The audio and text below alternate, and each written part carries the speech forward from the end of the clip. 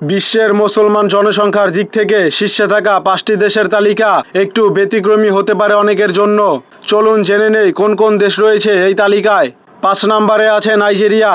আফ্রিকার দেশগুলোর মধ্যে সবচেয়ে বেশি মুসলমান বসবাস করে নাইজেরিয়ায়। দেশটির মোট জনসংখ্যা প্রায় 23 কোটি, যার মধ্যে প্রায় 11 কোটি 50 লাখ মানুষ ইসলাম ধর্মের অনুসারী। নম্বর 4-এ আছে বাংলাদেশ। বাংলাদেশের মোট জনসংখ্যা প্রায় 18 কোটি, যার মধ্যে প্রায় 16 কোটি 20 লাখ মানুষ মুসলমান। 3 নম্বরে রয়েছে ভারত।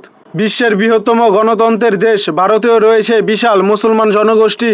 দেশটির প্রায় 142 কোটি জনসংখ্যার মধ্যে প্রায় 20 কোটি 50 লাখ মানুষ মুসলমান। নম্বর 2-এ আছে পাকিস্তান। পাকিস্তানে প্রায় 24 কোটি মানুষ বসবাস করে, যার মধ্যে প্রায় 20 কোটি 10 লাখ মানুষ মুসলমান। 1 নম্বরে রয়েছে ইন্দোনেশিয়া।